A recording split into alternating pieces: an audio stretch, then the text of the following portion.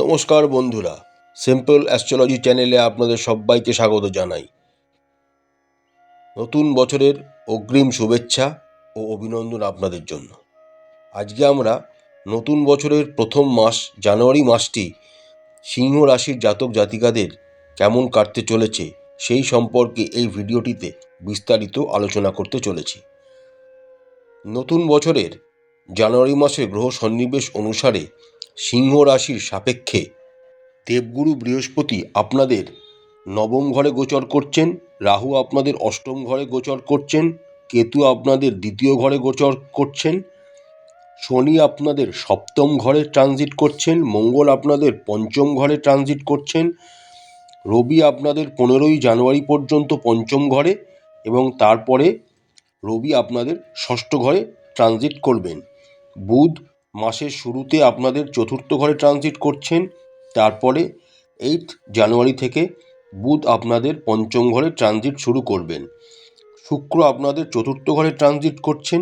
19 জানুয়ারি থেকে শুক্র আপনাদের পঞ্চম ঘরে ট্রানজিট করবেন। এবার দেখে নেওয়া যাক 2024 সালের জানুয়ারি মাসটি সিংহ রাশির জাতক জাতিকাদের কেমন কাটতে চলেছে। সিংহ রাশির জাতক জাতিকাদের 2024 সালে জানুয়ারির মাসটি পারিবারিক কেন্দ্রিক সমস্যাগুলি থেকে তাদের সন্তান কেন্দ্রিক সমস্যার দিকে মনোযোগ বাড়তে শুরু করবে। আপনাদের কাউন্টার পার্ট বা জীবনসঙ্গীর সাথে আপনাদের সম্পর্ক মিশ্র থাকবে, কিন্তু সময় অসময় কোনো তর্কাতর্কি বা ভুল বোঝাবুঝির মতো সমস্যা দেখা দিতে পারে। নবম ঘরে দেবগুরু বৃহস্পতি ট্রানজিট করায় ভাগ্যের সহায়তায় আপনারা কর্মক্ষেত্রে উন্নতি করতে সহায়তা লাভ করবেন। রাশি অধিপতি রবির অবস্থান শুভ হওয়ার জন্য আপনাদের আর্থিক অবস্থাও ভালো থাকবে। কর্মক্ষেত্রে আপনারা খুব ভালো পারফর্ম করবেন। অনেকের জন্য যা কাজ অসাধ্য তা আপনারা খুব সহজেই করে ফেলতে সক্ষম হবেন।